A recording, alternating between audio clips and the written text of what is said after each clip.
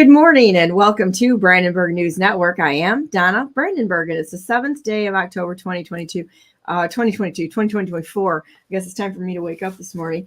And welcome to our show today. The first hour, I have Vicky Davis on the Technocratic Communism, as well as at 10 o'clock, we have Christina Holbrook and Melissa Frizo coming on, and they're going to be talking about what's going on in North Carolina. So they were supposed to be streaming from their live, and I think we've got a situation where people are actually being threatened, and they had to turn around and not go down there because they were not only threatened but doxxed. So there's some things going on down there that we perhaps really don't understand, the subversion of even helping everyday Americans that is going on down there, and how far these people are willing to go to destroy American lives in America.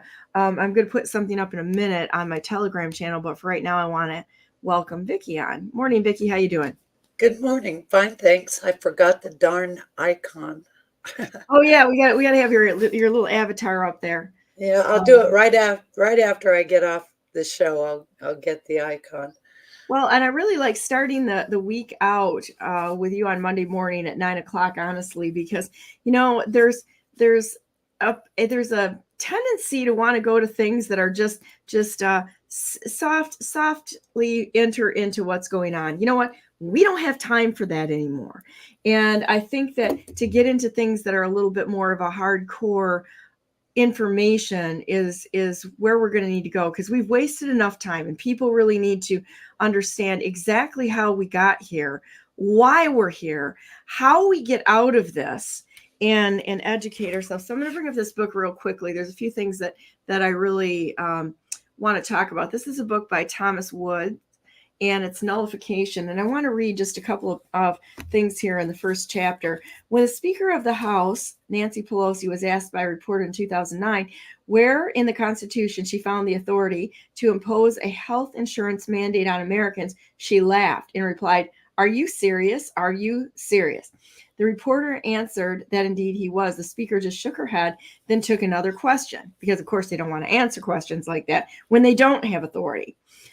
Pelosi's press spokesman clarified the Speaker's non-answer by explaining that this was not a serious question. Who the hell are they to tell us what's a serious question or not, right? Senator Pat Leahy was asked the same question: where in the Constitution is the federal government granted the authority to do this? His answer was, there's no question there's authority. Nobody questions that. So he had no idea, in other words. Senator Mark Warner, in turn, came out with this gem of constitutional insight. There is no place in the Constitution that talks about you ought to have the right to get a telephone, but we have made those choices as a country over the years. Got that? So what if the Constitution says nothing about granting the federal government the power to force Americans to buy approved health insurance packages? The Constitution also says nothing about allowing American citizens to buy a telephone, eat at Taco Bell or whatever, have children, and do those things, don't we? The difference that managed to escape Senator Warner is that in a free society, people do not require constitutional authority to act. The government does. So the controversy over health care reflects a much broader and deeper constitutional void in American life. Some 15 years ago, the Supreme Court Justice asked the United States Solicitor General, the government's lawyer for the Supreme Court, if he could name an activity or program that, in his view, would fall outside the bounds of what the Constitution authorizes the federal government to do, and he could not. This contempt for the constitutional limitations on the federal government is bipartisan and long-standing. Unsurprisingly, when the Constitution is thought of not as the strict limitation on government, but that its original supporters sold it as, but as something so compendiously broad that almost to defy limitation, the government will continue to grow. And nullification begins with an axiomatic point that a federal law that violates the Constitution is no law at all. It is void and has no effect. And I think that this is important because we're going to go to Norton versus Shelby County, which Judge Cannon did quote in her Supreme Court ruling that these organizations that are not specifically called out by or in is allowable in the Constitution do not exist and need to absolutely have somebody with a pen come through there and strike them from their existence. And I think this can go too with, say, the treaties. And we've been talking about the treaties a lot here. You and I have, Vicky. So where do we want to go with this today, other than the fact that no one is paying attention to what the rule of law is right now? Yeah. Well, it's from our point of view, the Constitution is the highest law of the land. But what they did is to use the ability to make treaties with other countries. They used that treaty power to build an infrastructure over the top of our country. Steal our sovereignty and really hand it over to the global crime syndicate. Right. But the thing is, what they did is that they didn't come at the people of the United States directly. What they did is to make these treaties for allegedly commercial purposes. You know, free trade across borders and institutions built to manage trade across borders. Well, and when I've said this many times, that they separated our economy from our political system. The economy is regulated under these international agreements by these international institutions. And that kind of leaves we, the people, out in the cold. In a modern context, you cannot separate your economy from the people, from the political system. It's all part and parcel of the same thing. But that's precisely what they did. And that's why we're having a problem with control of our country, control of our politicians, control of policy, because of these international agreements. Now, somebody at some point is going to have to sue to tear apart this entire international infrastructure that has been built, because it's beyond our ability to control. We have no authority over the Organization of American States, which is the regional, for the entire America's continent. That is the regional representative to the United Nations. Okay, so I'm gonna throw the website up here. You shared a link, and I think that people really need to know that this is quite organized. When I talk to Casey Whalen, Casey has this all laid out too. It's amazing.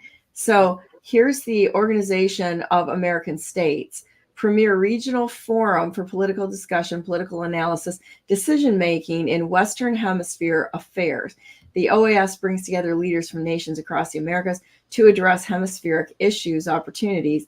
Together, they seek to build cooperation among states to advance common regional agenda on democratic government, human rights, and multidimensional security and sustainable development. There's all the buzzwords, guys. And that it's and surprisingly, look at, here's the offices in member states. Look at where they all are. It's all over the Caribbean. That's because they're trying to get them organized into a manageable unit. Right now, all those countries are they still have their independence. We don't. Well, and look at the weird thing is I mean, that's where a lot of the human trafficking is going on in the islands down there. Look at Epstein and such. I mean, he's kind of like poster child for what's going on, but he's not the only one. Yeah, see, the problem is you're looking at those units as people. No, they're workers. And as workers, they're controlled under the international agreements. Yeah, so that they control the ports and everything. They probably control the ports and everything. Oh, absolutely. So, yeah. They control everything that you could say is commercial But they do have things that pertain to humans, but humans are subjugated to the commercial agreements. This is real interesting. All these little entities and such, because they always have to have partners with other entities, and I am absolutely against anything that gives advantage to subgroups, because Yes. it's always just for the money or for rights, and that's how they divide us up. So when I see indigenous peoples or Afro descendants or gender or that sort of thing, this is actually creating a protected class of person who cannot be questioned. And that's I have a real problem with it. I have a real problem. I had somebody else came up and they made a video about, I served in the military and I love the military. Don't go there after me with torches and pitchforks. But when somebody virtue signals that sort of thing, that is creating you can't question this person because they have a proud military service. Well, I'm sorry. We should have already learned this by now by seeing some dirty generals that we've had in the system that have been pretty well moved out of the way so that we can get good people in there. And or Baron Reinhold even said that most of the people that he saw enforce the human experiment jab on the military, all of them should be held to accountability. You cannot have a protected class of citizen. We're a nation of laws, and the laws apply equally. It's the equal hand of justice. Yeah. Well, I was listening to a speech by James Lindsay. He was speaking to some group or the other, and he talked about the two systems of law. And it occurred to me, the 1964 Civil Rights Act actually created two systems of law. One system of law under civil rights for minorities of all kinds, As a matter of fact, when you add up what all the minorities constitute, they're not a minority, they're a majority. Yeah, I think it's like white European descent is only like 8% of the globe. Mm-hmm. Right. So it's like wherever white considered white Caucasian. I hate those terms, white and black. What a stupid term to put to people, really. But I mean, it's I've never seen a truly white person or a truly black person, so it's kind of one of those dumb categories, And so but when you look at people of European descent, we're by far the minority globally. Yes. And it's not my fault that there's plenty of people like the Dutch banking families and the Rothschilds and etc. that fall under or get assumed as that, whether they are or not. It's like I have a difference of opinion on the Rothschilds and what their descent really is, because it's not what we've been sold. But you look at the actual numbers, 8%. 8%. Don't blame me for what the criminals do. I don't associate with those kind of people. However, it's a crime is a crime. The law is the law, and it needs to be applied without giving a preferential treatment to anyone. Yeah. Well, what we need to do is to repeal that legislation and go back to all people are created equal under the Constitution. And, because the days of segregation and stuff, those are long over. And so. Right. Well, it's like if a politician breaks the law, they need to be prosecuted. There's good and bad everywhere. If a cop breaks the law, and they probably should be prosecuted. They should not, if they're actually sticking to the law, not this nonsense, this non-law DOJ we have going on right now, which is just a sham. But if we returned everything to blind justice, then I think that's where we need to go, and not say, well, you can't say that because I'm a this or that or the other thing. Well, so that's an excuse for breaking the law, or is that an excuse for failure? If you just and favor and getting more money or whatever it is. It's ridiculous. And that's what's dividing us right there. Well, they're using that as a weapon against us. There is a section within the Department of Justice that's called Community Relations. And that agency, that section within DOJ, is the one that's going around and intimidating everybody.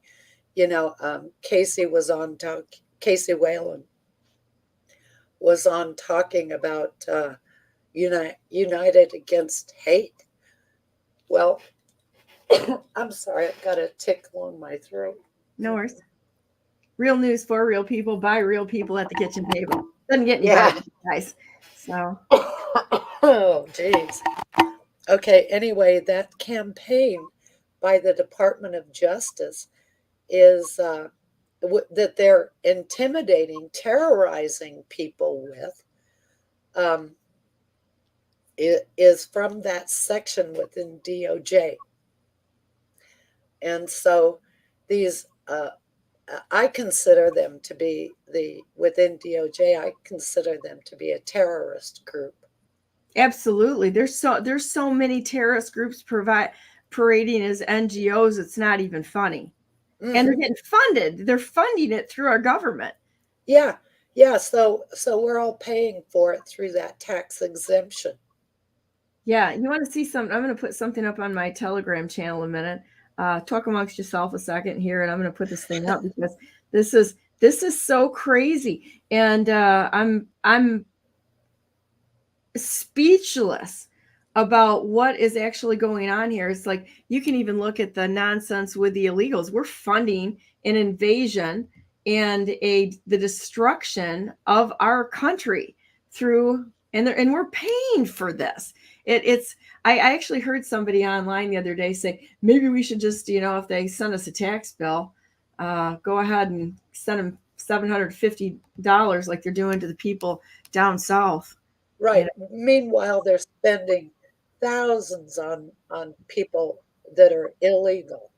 Yeah, well, billions when you start adding the tally up, or they're going to their little deep state headquarters over there in Ukraine. I'm kind of glad Putin's over there, quite honestly. Check this out.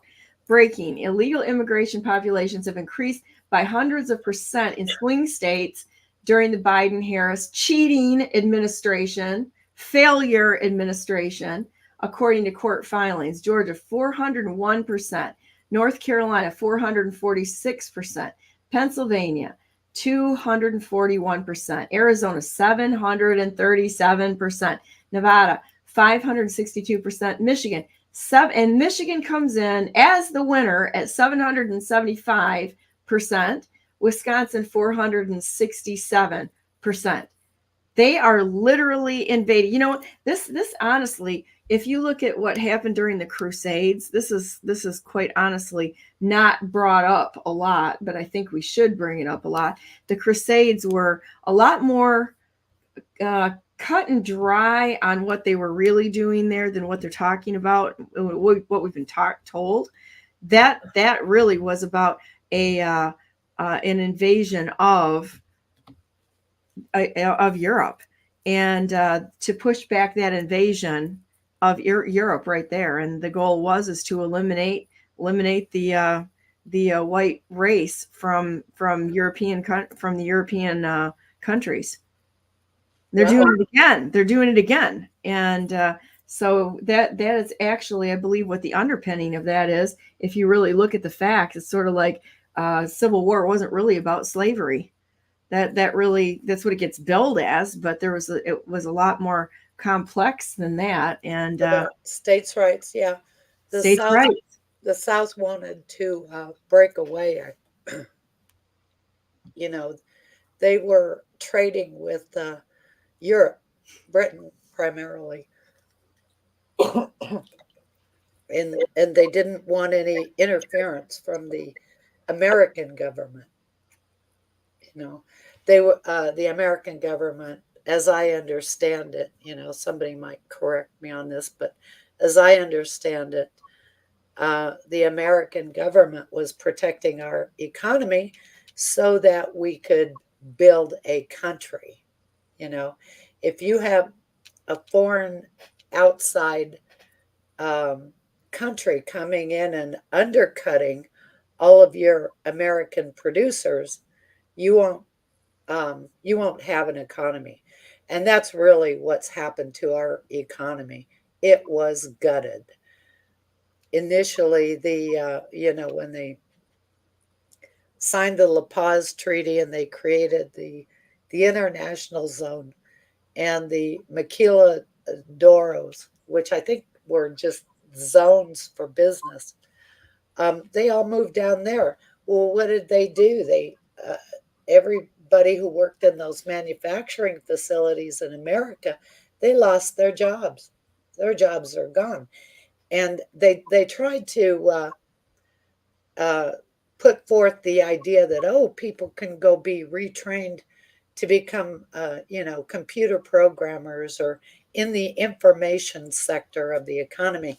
Well, that's simply not true. You've got to be in the upper level of IQ to be a programmer, number one. And number two, not everybody is suited to sit and work in an office or at home on a computer system. I mean, it was an absurd idea. But the thing is that because of the organization of our institutions under the National Endowment for Democracy, the organization of institutions includes the Democrat Party, the Republican Party, the Chamber of Commerce, and the unions.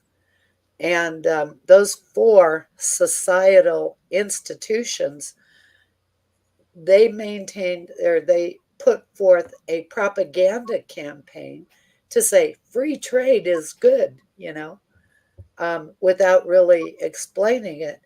And what people tend to do is they lock on to words, free trade, and they say, free trade is a great thing. We need to be free. We are a country of freedoms. Well, you're a country of suckers is what you are, because those four societal institutions waged a propaganda campaign to convince you of economic policies that put you out of work, that destroyed your community, that exported your manufacturing to other countries, first Mexico and then over to China. And here now we're struggling for the life of our country because we don't have an economy that will support the people of this country. Right? Right. And I think that that's something that we really have to work on as a species here, is not listening to every pretty word that comes our way, because you know what, most of that is just to deceive and distract us. We're in a fifth generation warfare scenario right now, which is information warfare. If they can get us going in the absolutely wrong direction, they get us out of the way so they can do whatever they want. So going back to no protected classes, don't buy into this nonsense. We have to stick to core issues. If we want to fix this nation, it's going to be sticking to core issues instead of going out in the weeds and getting distracted by every little shiny thing that comes our way. And that means when it comes to, going to the voting booth, when we go to vote, we need to stick to what we need to do. And we need to know who we're voting for. If somebody is super popular on the ballot or something, I think that I just saw that Tudor Dixon and John James just got picked to be maybe the next governor candidate for the state of Michigan again. I'm going to tell you what, Tudor Dixon is a failure. And the reason why she was a failure is that she conceded that election before the votes were even counted. Somebody must have paid her to do that. Yeah, you think something was wrong. You don't lay down. You want to have somebody that's going to stand up there and lay down when things get a little tough, or is just up there to be I have a real problem with anybody that's a news anchor. They're paid to deliver a message. Who's pulling their strings? Who's telling them what to say? our news has been collectivized. So I'm sure you've seen those videos where the news anchors are all repeating the same story all over the country. So we have controlled news, and that was a really hard thing when I first started, was uh, overcoming the propaganda. We are swimming in propaganda brought to you by the corporations that benefit from turning our country into just simply commercial territory. And as just, the Americas as simply commercial territories makes you a damn slave. Mm-hmm. I mean, figure it out. Think about it. Well, and that's, I guess that's the thing of it is it's like we're either going to figure this out and live, get this thing figured out, and it's not for free. It's not for free stuff, which our entire government is turned into like a Venda government. How much money can you get out of the government? People don't even make the connection that that money is coming from your neighbors, your friends, your family. That this isn't, nothing's free. Someone is producing in order to have that money there, and people are not getting it. They're like, well, I'm just going to take what I can, because you know what, that's owed to me. I'm entitled to that. Really? I don't even like that word. I mean, to me, that's another one of those low IQ words, just like democracy and entitlement. Who entitled who to anything? If you didn't work for it, you didn't own it, and you're not entitled to it. Yeah, well, that's I'm true. going to stick with that. You know what? I'm kind of done with this whole nonsense, because you listen to so many people that are like, well, the government's unethical. Well, maybe you should look in your own backyard first to see just exactly who is unethical and who is taking things. Get the plank out of your own eye before you start criticizing it, because we got the government we deserved right now. It's representational of America. Because the corporations are in control. I mean, let's just say that straight up. It's corporations that are basically setting policy for the United States, and our government, federal government, has become just a puppet show. They put on a show for you as if our country is operating under the law the way that it should be, but it's just a puppet show. And they have set everything up so the corporations are receiving the benefits. The corporations are the biggest welfare queens in the world. Corporate welfare needs to come to a screeching halt. Yes. And what I was talking about for a while was telling corporations, you either come back home on American soil or you're out permanently. And a guy said to me, he says, well, what about what they produce? I said, well, what we could do is tell the corporation, if you don't come back on our shores, we will take your patents and we will give them to somebody else, so that somebody else in our country can produce whatever it was that trader corporation was producing. Oh, I'm glad you said that, trader, because they're traders. And the other thing that really that gripes me about it is that these idiot politicians go ahead and write blank checks to these corporations. I think Mary Barra from Ford, I think she got $826 million on something, and then there's no expectation of producing anything. They just give them money. They don't have to. They'll say, well, we're going to create 4,000 jobs. Did they do it? There's no accountability, and all of a sudden they take off with the money and go down to Mexico.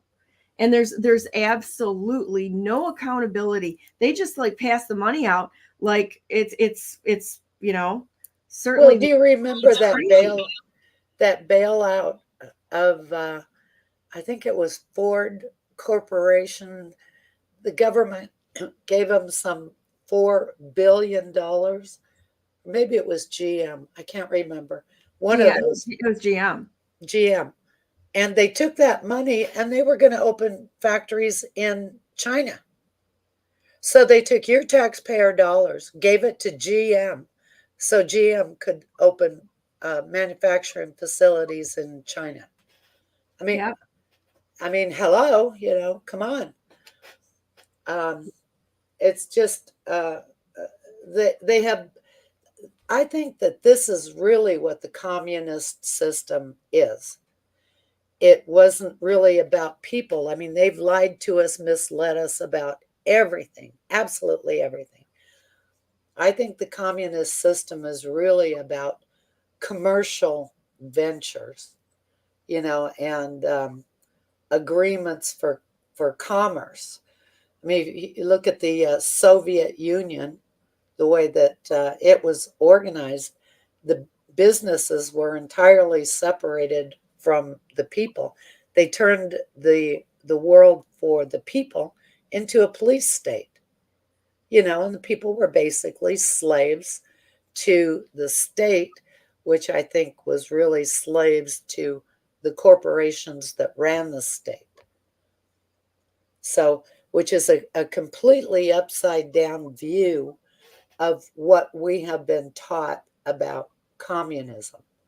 Mm. And I think communism in the Americas are all these commercial agreements where businesses collude to basically have free access to everything while the people are being enslaved. Well, and look at what CCP does. The CCP absolutely, they say that they own all businesses they own. So anything that's here that's a Chinese-based business is owned by the CCP. So Yeah. I And don't. why did they allow the CCP to participate in the World Trade Organization? They knew China was a communist country. They made no bones about it. They never have. They've always been a communist country. So, why were they allowed to participate in what is supposed to be a a Western system of commerce, trade? We have been Somebody's so getting paid. sold out. It's always about the money. So you get weak people in office or people who are placed that are part of this global organization. I think a lot of them are they're just selected. They're selected, and that because they made the cut to be manipulated individuals or easily manipulated. So they let them hold a title somewhere. And just, if you want to agree to what they want to have done, you'll have unlimited power and money. It's not worth it, and you're selling your soul out to a place that's going to give you a one-way ticket to a real hot and abysmal place. But I don't think that that's going to end well for anybody. But I think that that's exactly what's happening. And then they kick back to the politicians or the corporations that are playing within the network.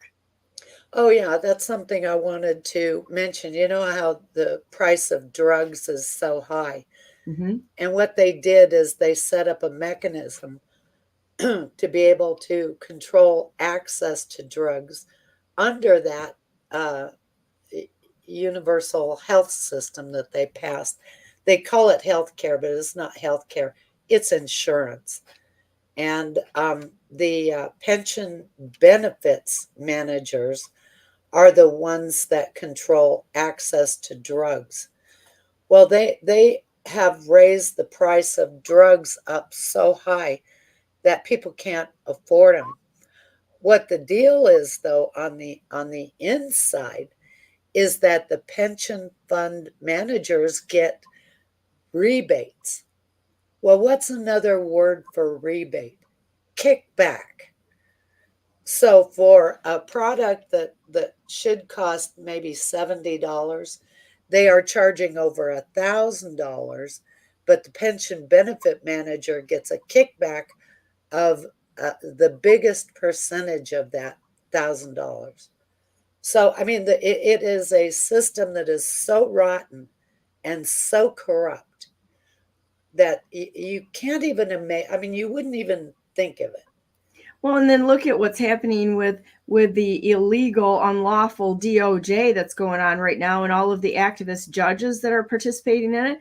We have a civil action jurisdiction. 98% of all cases in Michigan are money judgments, and it's because they take a percentage of those money judgments and it goes right into their retirement. So of course they've got a reason to only prosecute cases that will involve a money judgment, because they're going to grab about 18% of that, and it's going to go into the retirement fund for these people that are working in the Justice Department, the Injustice Department, as well as the people that are part of any part of our legal system. It's horrific. Yeah, and why isn't anybody? I'm surprised that you know about that. Not many people know about that. I've been doing this for a while too, and it's kind of like I think thankfully I have really smart people that I talk to, which helps to educate me too. But I mean, it's like anybody else, you and myself and such, for the amount of research we've done over the years and people we've talked to and looked into things. It's like Whitmer. I did an expose on Whitmer many years ago, and the connection to Blue Cross and Blue Shield and how they screwed the entire state of Michigan. And it was her dad that was involved in this, and how they screwed the entire state of Michigan by turning Blue Cross Blue Shield of Michigan from a beneficiary trust owned by the people of Michigan into a mutual. They literally stole the company from the people of Michigan. Nobody said anything. And guess what? Dan Loeb followed up her dad, and Dan Loeb was the one that got her in office as the governor of Michigan. And oh my goodness, he got about an $18 million payoff after she got in office. To explain that to me. And then you can go to his wife, Amy Tattery, and we'll get the foundations and the trust she set up, and it's all tied in. It all rolls in that direction. And we've been told, watch the wives, but watch the wives and the husbands, because they will move money around between spouses and family members in order to kind of just make it disappear.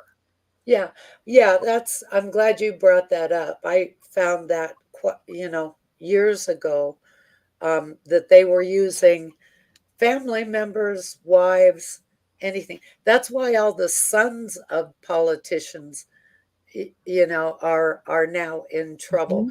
But they still have not brought out the truth about, that corrupt system. It's not just, Hunter Biden or the kid Archer, the young guy named Archer. It's the system that is corrupt.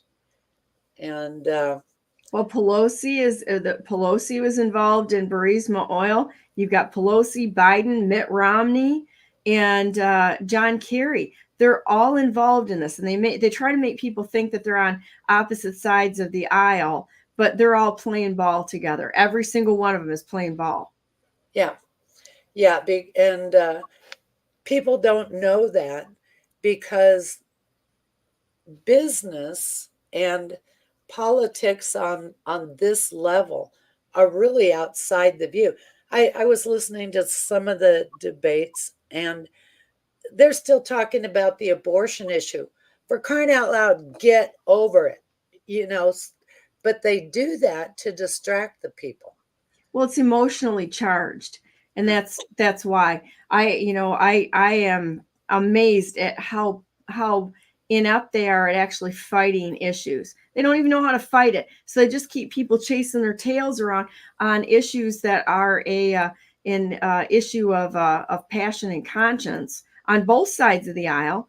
The way you handle that is you just defund the whole thing. This whole thing would fall right apart if there were no money involved in it. But they can money launder in those underneath those issues that are emotionally charged. Look at the gender mutilation surgeries. That's all money charged. You defund it, this thing goes away. Well, somebody, I forget who, they are going to be filing a lawsuit on the decision for what is it, that United Citizens United, because what that case did was to unleash corporations to be able to spend as much money as they want. Well, it made them into a person, and in effect, it gave them the rights of a person. A person with a whole hell of a lot of money. Yeah, right.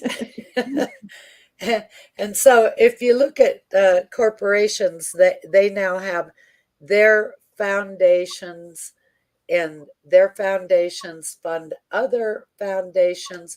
So there's all this money flowing into our political system to buy candidates, to buy issues.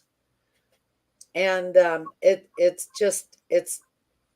we're drowning. I mean, we the people are dying through all this flood of money, into our political system. They bought our country lock, stock, and barrel. Long time ago. And right now, the government we have is the enemy of the people. Yes, it most certainly is. Our government is a puppet of both corporations, and they are subservient to this international structure that was created through international agreements. Hey, I have a great idea. Why don't we come up with a solution here? The solution is everybody walks away. If they're in a position that's working for the government, just walk away and refuse to participate. Go do something else. You're smart people, I'm hoping. Maybe not if you're working for the government, but and maybe you'll avoid prosecution at some point in time. Well, the problem with that is our government, as corrupt and rotten as it is the key to our salvation. If we destroy our own government, we will still be under a legal system, but it will be under the Organization of American States and the United Nations. You know how we have those nests of Marxists up in northern Idaho? Mm-hmm. They will be your government. So we cannot destroy the American government. We need to take it back. Mm-hmm. We need to take it back through the legal system and through educating people.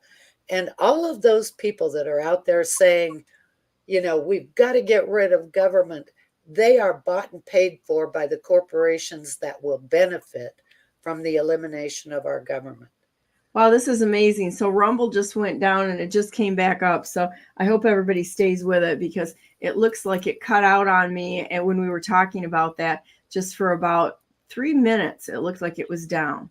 That's interesting. Yeah, it sure is, because you know what? Just stay with us. If a channel goes down or something like that, you can always jump back on and just stay with it, because we can keep things up here, but some of the other channels that I broadcast to can't always keep it up. But you know where you can always find it at? You can always get on Brandenburg News Network, and we're able to keep it up on there fairly decently, which is a good thing. Let's see, we've got, Rumble is back up, and so we're having some problems this morning out there in cyber world, clearly. But just stay with us, and if you get lost, you can always find us at BrandenburgNewsNetwork.com, and you spelled it just like I spelled my last name, right? Ding, ding, ding, ding, right there. That's good. You've got a nice setup there. That's what a lot of people say. It's like they really, because I can do it live. And the reason why I think it's so important to do a live broadcast on multiple platforms, not just our own, but on multiple platforms, is that it self-checks that there was nothing that was edited, photoshopped, or anything. I mean, I got no filters on this. This is just the way it is. And it's not edited, it's live, and it's just out there. It is what it is. You either like it or you don't like it. Don't care, not my problem. We just put it out there so that we get information out. If people are looking for it, they'll find it. Yeah. Well, and that's kind of how I feel about my website. I don't market it. I don't take advertisements. I put it out there, and if people are looking for information, they'll find it. God has a way of doing that, of directing us where he wants it to be. Sometimes, quite honestly, because we're so into analysis here. I spoke at an event, Freedom Circle event last week, and which was really fun. Very nice group of people. But of course, I've got a capacity to actually hold a lot of information in my brain. So I just start talking. I don't really plan what I'm going to say and such. But they were introducing it as that this is not just a news feed. It is I don't remember how she said it. I'll have to look it up, but that it's a news feed for people who really like meat and not headlines, because we get into the meat of things, which some people can't process that. I get that. It's a little bit too much too early in the morning for some people to stomach. But honestly, that's the only way we're gonna right the nation, is by diving into these issues, looking at treaties, looking at the law, looking at the underpinnings of what actually tore the United States down, looking at history, talking about those things, finding out what's really happening in people's lives that resulted in a government that's completely and totally off the rails and rogue. Because, I mean, look at what's happening down in North Carolina and in Florida. By the way, we kind of lost everything that we had down in Florida. So I just think that it's, if God intended us to be there or be able to go back there again, we just had a really, really little place down there that was not a big deal at all. But we literally lost everything down there. And if he wanted, this is another good thing to talk about, being resilient when things go to hell, because they're going to go to hell, right? Is that if this is your home, you got a problem, because this is a temporary place. This is not my home. And if things change, they change. And if God really wanted us to be there, or wanted me to be there on a for any reason, he would have us there. But if he's going to destroy where our little place down there and take it away, well, I guess he's got another adventure for me. I'm not going to cry any tears about it. It's time to just move on and see what else he has in store. Life is an adventure, and God has a way of moving us to where he wants us to be. And I have complete faith in him that wherever he wants us to go or talk about or do, it's going to be fine. It's going to be okay. He's good all the time, and we can put our little ideas aside and just follow him. I think that's important. Yeah, that is so true, because it seems to me like my entire life led me for here and now to do what I'm doing. I think so too. Isn't that funny how all of us were prepared to be here now? We were chosen to be here now. And I believe it was God Almighty that prepared us every step of the way, not to get stuck in our comfort zone. I really don't think God is interested in our comfort whatsoever. I think he's interested in our eternal state. Let's just put it that way, our eternal state, and whether we grow. I don't think he's necessarily interested in us staying as children, wanting the next new toy and really not having either the intestinal fortitude to do the right thing or the focus of being an adult to help others around us. I don't think he's interested in our playtime. I really don't. No, I don't either. Because I could sit down and list the coincidences that brought me to the place where I am, but there are too many coincidences for it to be a coincidence. No coincidences. Absolutely. Yeah. And don't you ever look back at your life and go, wow, I would never decide to go through this little adventure ever again. But once you get through it, you look back and say, wow, did I learn a lot from that?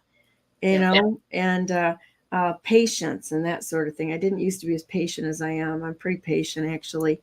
People say that. People tell me that at any rate. But I didn't used to be patient, and not at all. And I think that you learn that by going through things that require you to have to exercise those intangible characteristics that we all should desire. Uh-huh. Yeah, I was never very patient, but I am a lot more patient now than I ever was before.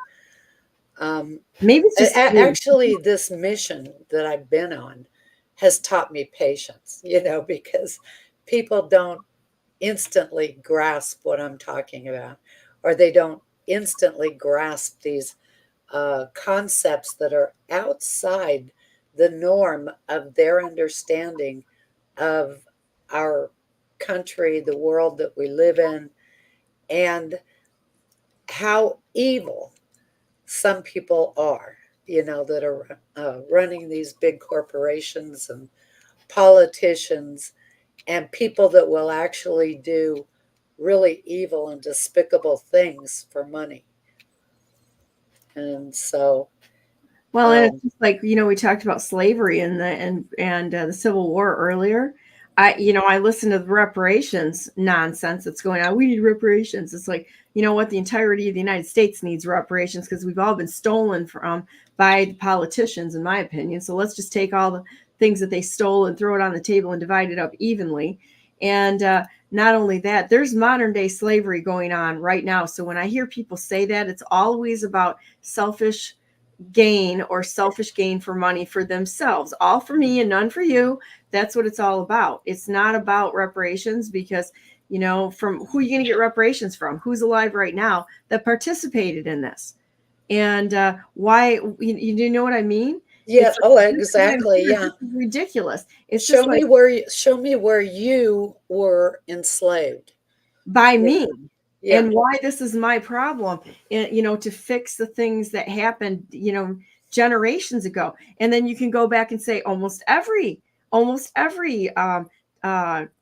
race of people have been enslaved at some point in time. The Irish, I'm part Irish. Irish were absolutely one of the poorest treated groups of people. The Jews have been enslaved. I mean, everybody's been enslaved at some point in time. All you got to do is go back, because power hungry people who break the law are not a respecter of persons and who they victimize. And furthermore, there's so much slavery going on right now in the United States of America with the illegals that are coming in. You think they have a voice? They got nothing to say once they get here. If somebody puts them in a job, they can't say anything, no matter what's going on. They don't have any rights, because they know that they're told to shut up and they'll shut up. What about all the human trafficking that's going on? Mm-hmm. There's literally slavery in America right now. And anybody asking for reparations is just selfish, is a selfish child, blaming their failure on somebody else. Yeah. And I'm sorry, I grew up as a poor kid, and I would never, ever blame anybody for being, I kind of miss that white privilege. I'm just telling you that because I didn't see that. I was not in that class of You didn't get any, huh? No, I figured out that I could dig worms out of the manure pile, and I sold them to a bait shop when I was in high school. And I figured out that digging through horse crap and that sort of thing, you can dig a lot of worms out of that if you have a good manure pile. And I made it into a little worm enterprise and sold it to bait shops. So I don't know where digging in a pile of shit is white privilege. I totally missed You're that. so lucky. Yeah, I'm so lucky. It was amazing, Yeah. But the main thing is I would do any job, because I mean, they're all equally important. It doesn't matter what it is. In fact, most of the time I would rather never sit on a committee or at the table. It's ridiculous. Yeah. Well, I was the same way. I grew up, a poor family, but I did babysitting. I worked in a little grocery store. Of course, I did the car hop thing and the fast food places. I mean, I worked. I would say from the time I was about 12 when I started babysitting, I never stopped. There is no stop to that. Yeah, I just worked. I was slave labor for my dad. Let's put it that way. I was filling trucks by the time I was 7. And you know what? It didn't hurt me at all. Not at all. I learned to work. And I don't play very well. I don't enjoy playing. People like go sit out on a boat. And I'm like, why would you want to sit on a boat all day? I agree with you on that. Yeah. Why would you sit on a boat all day? That seems like such a, it just, I don't understand it. I don't enjoy it. I don't understand it. I just sit there and go, man, I've got about a million things I could be doing. And this just seems like just a incredible waste of time. I would, that's just the way I look at things. I would rather help patch up a horse or make honey, or spin honey. You don't make honey, but, do something that's productive that I can give away or something. But just sitting there doing nothing, wasting time really bothers me. It's not, I'm too fidgety for that. Yeah. That's funny. Yeah. Don't invite me on a boat anymore, guys. Okay. Just don't do it. It's something that I don't really enjoy. So you can go on your boats. That's fine. But I got work to do. Yeah. So do you want to go through this little graphic a minute and tell people what they're seeing? Yeah, those were the summits where they were agreeing to a plan of action, and the purpose of the plan of action was to, over time, harmonize our laws with the other countries of the Americas. So, I mean, this only begins in 1994, but the history of U.S. trade goes back, I guess, almost like to the beginning of our country. But when they started making agreements for the Americas, that's when you really need to start looking at trade history to see how they signed away our sovereignty. They've disenfranchised the American people from being able to control our own government. And so the most important thing to understand is how these trade agreements work, the history of them, and what they did to American national sovereignty. So, And I think it's a really good thing that we're going through here. And I want to talk some more about doing resolutions, with you. We talked about that before, because one of the ways that we can fight that I think is really important is, like, I'm kind of done with these political party nonsense, because they're just picking lousy candidates. They're stooges. They're just stooges. They're just stooges. They're picking lousy candidates just as a placeholder so that they can, pull their little puppet strings and such. And nothing's going to change unless we decide to change the way that we look at things and we run this country, which is supposed to come from we the people. We're going to have to change things substantially, but we're going to need to know how to do that. So my whole plan here is to continue on with the resolutions and send them. They're not a binding document. I get that, but you got to think strategically and go in steps. So we have 5 of them with the Constitution Party here in Michigan, which is a U.S. Taxpayers Party, that has been approved to go and is going to all of the politicians and such, which is a first step to suing them. And they are not immune to being sued personally. They just don't get that because they're not real smart. Okay. And so we really need to know exactly what the power is in our hands. There's a meeting this is kind of interesting. There's a meeting at the Board of Education for Byron Township tonight, and they voted in Title IX, so they're forcing a revote tonight. These people have no idea what they're doing. They didn't even realize that the Supreme Court already ruled on this is unenforceable. And so I shot a warning shot to one of them today across the bow and said, you guys are breaking the law, number one, because this has already been ruled on. So realize that you are not immune from being sued for your actions. You can't say, oh, sorry, like Dana Nessel did. Oh, sorry, I didn't know. That's not an excuse. Ignorance is not an excuse for breaking the law. So I would just say to anybody out there, if you're going to be in a position, you better know what you're able to do and what you're not.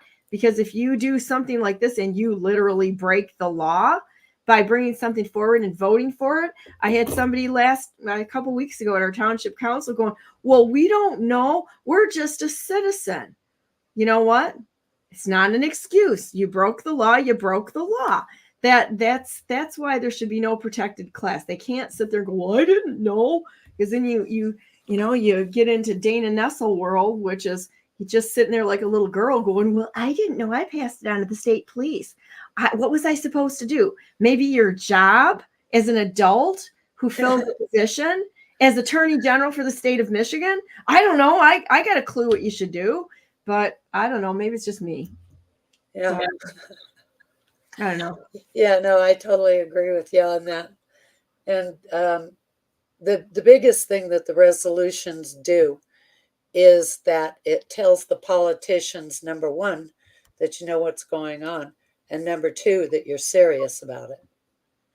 So you got to do something. You can't just sit there and twiddle your thumbs and watch it burn and then go show up to these free coffee and cookie meetings and then leave there and not have a job and wonder why you wasted the time. Because most of them are distractions. And I mean, this is another thing that you and I can go down through too, is these organizations, as you were showing on that one graphic, that all of these little support organizations that they spin off underneath them, NGOs of some sort or another, or 501c3s or 501c4s, all of these nonprofits that they've got structured in their political, their terrorist or domestic terrorist organizations, because that's what they are. You can call it anything you want, but if they're holding the economy hostage overhead or anything else, they're a terrorist organization and they should be dealt with as such. Yeah, absolutely. I would tell people, go to the Organization of American States website and read the history. Know that history so that you know what you're looking at. And that's oas.org. There you go. It's right there. I'll put it on my Telegram channel, guys. And then you can go there and take a look at how they've torn down the United States of America. And then also look at the people that are involved there. Make a mental list in your mind so that you know exactly who you're talking to. And remember that, because they'll pop up again. These people are like, they just continue to remake themselves over and over and over again. And if they shout out and say, well, I've had X amount of years in the military and I've got this history and that history, that should cut no weight with anyone. I'm glad they served their country. That's not the point. But the point is if they try to shut you down from questioning them because they've got some sort of pedigree, that's where you need to call them out right there and say, at this point in time, thank you so much for your service, but we're on equal terms right now. You are not, I don't care if it's a general, I appreciate your service, but on American soil, we are equal. We are equal here. And if you need to be questioned, guess what? I'm thankful that you had great service. I hope you've done the right thing since then. If you haven't, you still need to be questioned. So, well, thanks for being on this morning, Vicky. I'm going to jump to my next segment here. And we're going to plan on every Monday at 9 o'clock. It's going to be Vicky and myself going through treaties and the underpinnings of really how the United States of America was sold out, which is, it's a shame. It's been devastating. We have all been harmed by these domestic terrorists that parade like do-gooder organizations. But let's just watch what happened with FEMA and see how much of a do-gooder organization they really are when push come to shove. No, they're just money laundering organizations. So, any last words? No, but I'm really looking forward to going through this, because it's hard to find people that will look at this kind of stuff where you have to use your brain. Oh, you're dead center in Nerdville here. This is Brandenburg News Network. Isn't just kind of sort of Nerdville. This is like the super nerds come here that want to really figure out what's going on. Remember, I was in the Anon community before I ran for governor. And so that is like super nerds. So you're in super nerd central. Outstanding. Yeah, all right, guys. I'm gonna play my little intro here, real short break, and I'll be back with my girls, Melissa Friesel and Christina Holbrook. I love these guys. It's gonna be great.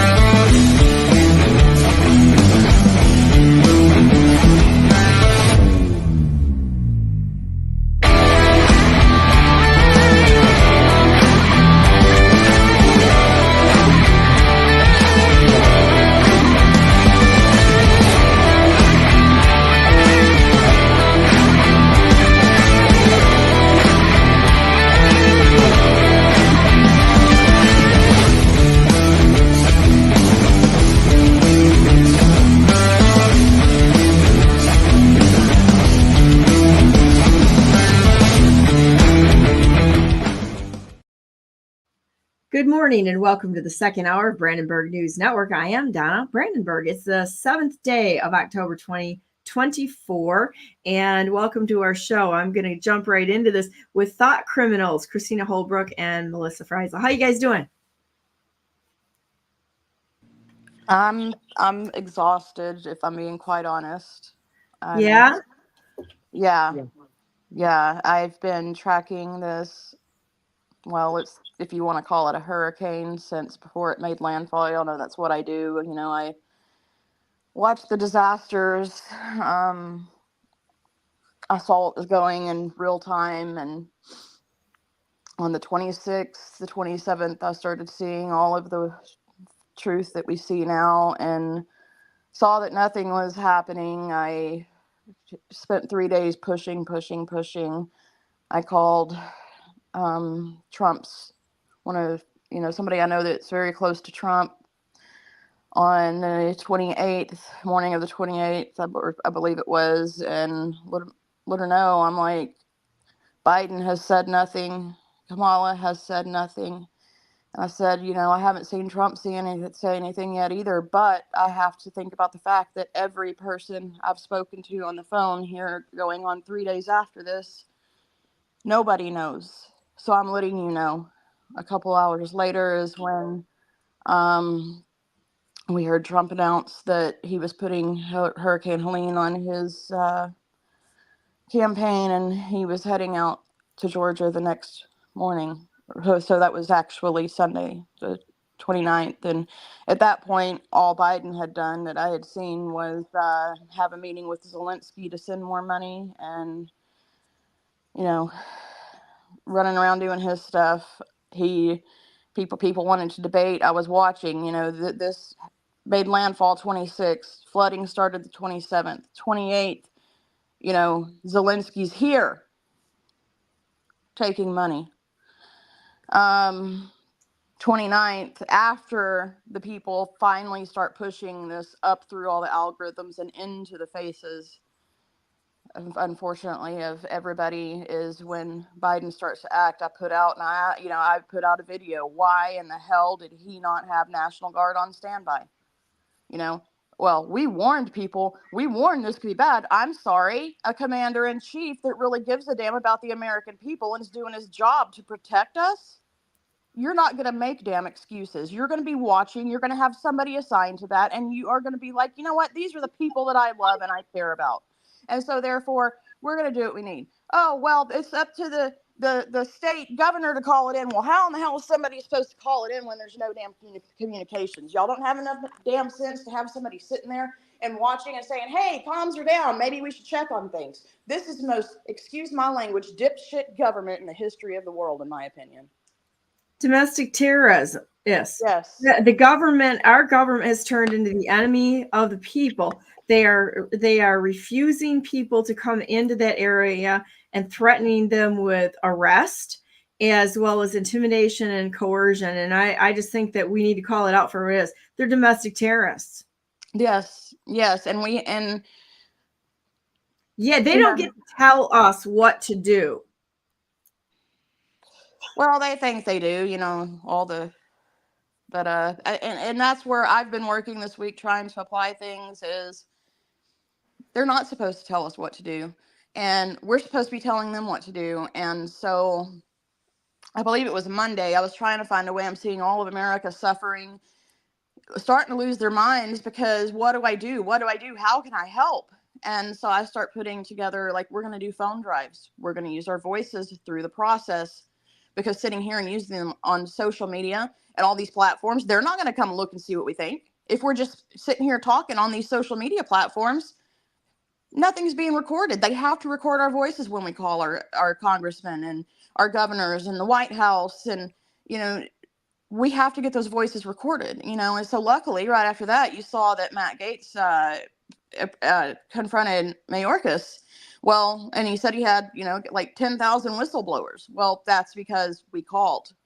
And I'm going to try to keep pushing that. Like I said, we need to, we're going to drop another call out today. I would like to talk about that on here and see how, maybe we could strategically come up with something, where do the calls need to go today? We have tens of thousands of people ready to call, and I need help pushing the call out when we figure it out. And I think Christina and I'll talk about, we talked about this last night. It's come to my attention that no help is coming. It's not going to do us any good to push the legislators right now, where you can hit their local offices with the phone calls, but they're not in session. To put them back in session, we're going to have to refund the government. To refund the government, we're risking more money going to Ukraine and to all this other stuff and being stolen from us. So we're pretty well stuck the next month. So, we need to figure out how we could keep the people motivated to try to make some impact, maybe with our local sheriffs or local governors. I don't know. I would like to discuss that on this show. I am noticing there are resources going in from the American people. I believe the governor of North Carolina come out and said that, you can't stop anyone from bringing in resources to these communities. The problem that they're having is, a lot of these people that are missing, they are in just real remote locations. So unless you are physically capable of hiking, and hiking up and down mountains and possibly having to carry people out, locations are so remote that you're going to need horseback, or some people went down with donkeys. Fortunately, the American people did respond. I don't think initially they were responding because it was that FEMA, FEMA's supposed to do these things. The Red Cross, this is what we pay for our taxpayer dollars.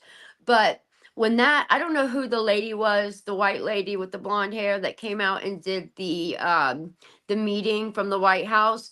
And she is talking about setting realistic expectations, that the people need to set realistic expectations. And that really upset me. Like, okay, well, let's talk about realistic expectations. Realistically, in my mind, the United States government fails pretty much on every national disaster that we have had. This is a catastrophe of biblical proportion. They are underreporting the loss of life. They are underreporting the amount of people missing. They are shutting people down that is trying to get the truth out about what is happening. I'll give you an instance. I was on a live on TikTok because I'm a TikTok content creator.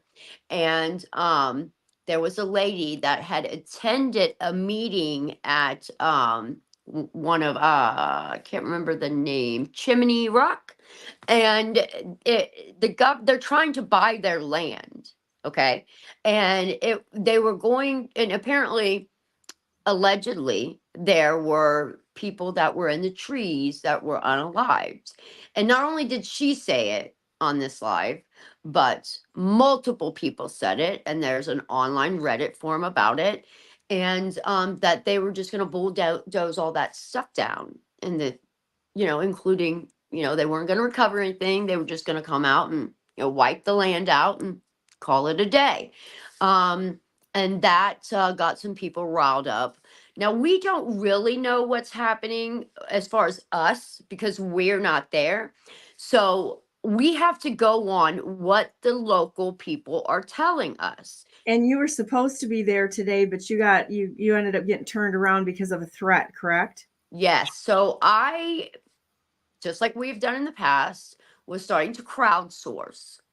And a gentleman down there that is affiliated with a large content creator called Austin Foreman, and they have this Austin Foreman family, Austin Foreman Nation.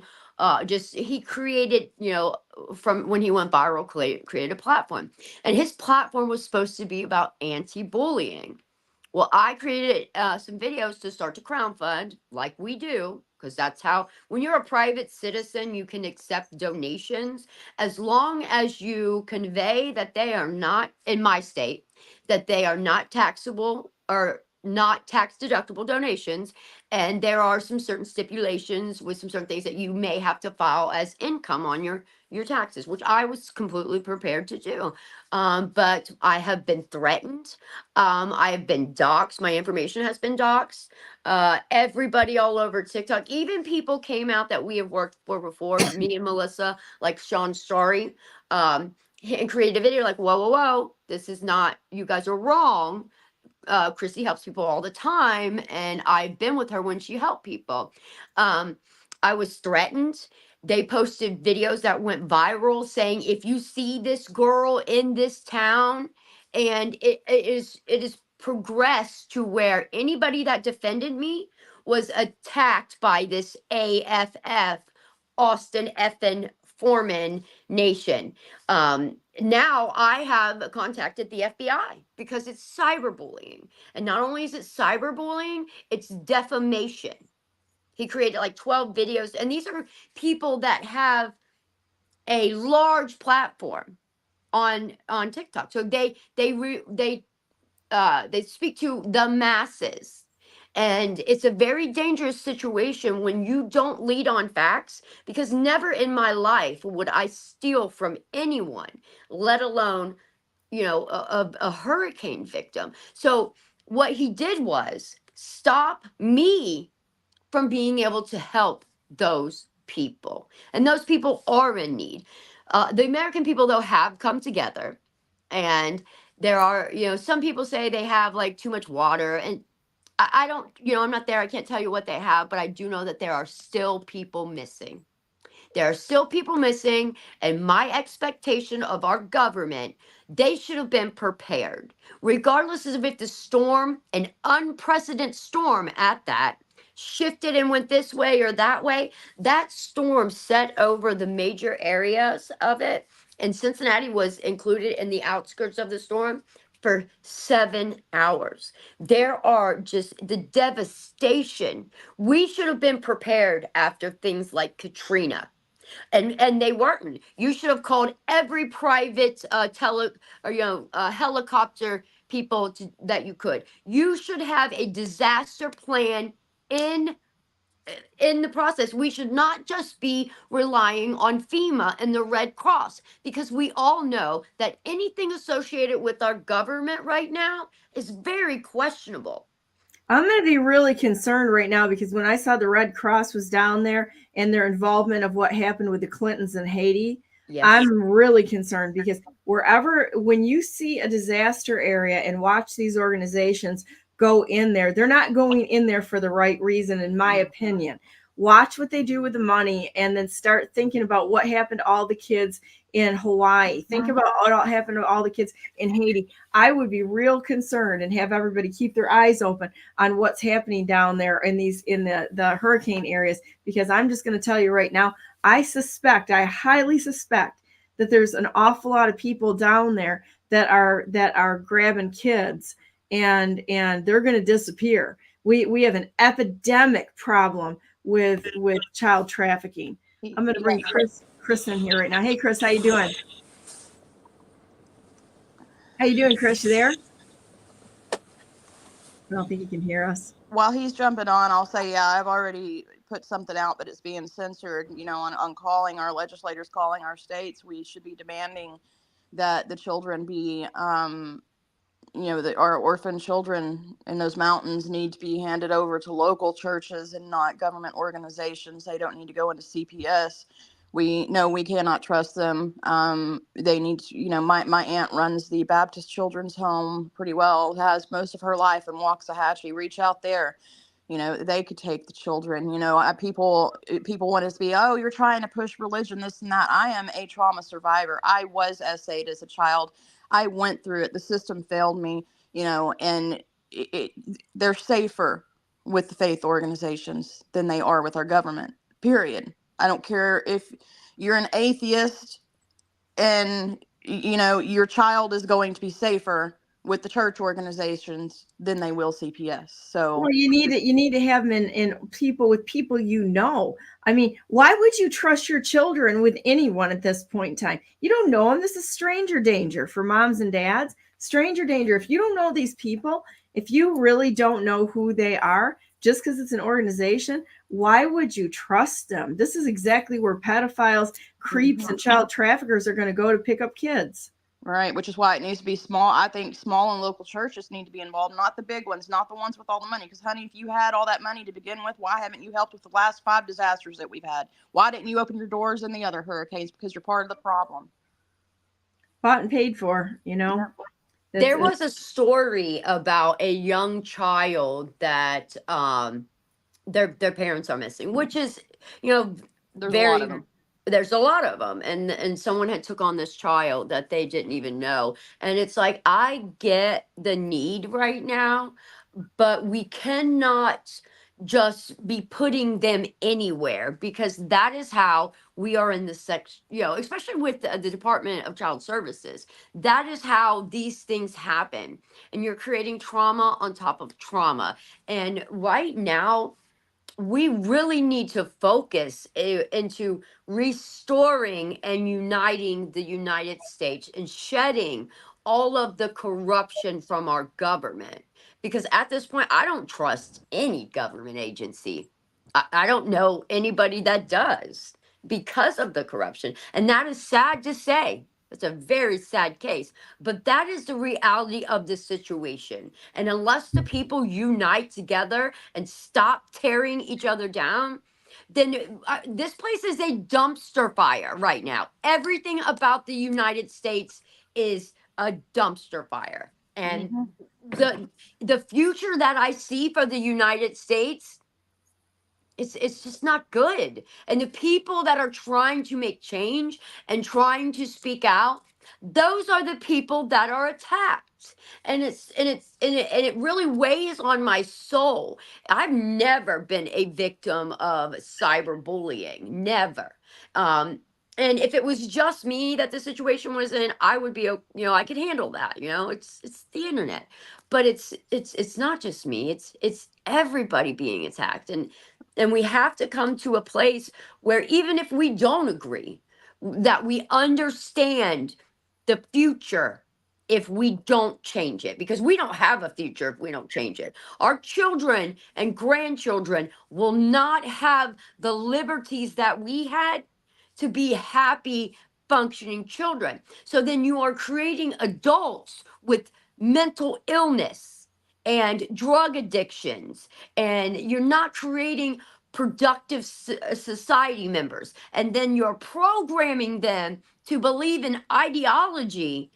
It's just, we have, I mean, it's so concerning to me right now. We have to press on the people to unite and see things for what they are, or this shit is going to keep happening. I 100% believe that Hurricane Helene was weather manipulation, and I believe that it was done so that they could get the lithium that are under those mountains, and not just the lithium, the gold and cobalt. Because if you don't know yet, our second gentleman is a stakeholder in the company that has been trying to force itself, Piedmont, into mining this lithium. So when you have situations that have links like that, you should be suspect. That is a conflict of interest for our government. Hey, Chris, how you doing? Great. How you doing? Doing good. Didn't know if you could hear us or not. Chris is down in Florida, and he's got a nickname, so we call him Chris. So Frank, and he's down in Florida right now. And how's the hurricane situation down there right now? It's slow. It's developing. It's getting bigger, and people are moving out as fast as they can. But you know, it's it could change direction. You never know. Where's it looking like it's heading now? And is it strange that we've got two of them right basically on the same path? Yeah, it's all of this is very, very strange and probably non-coincidental.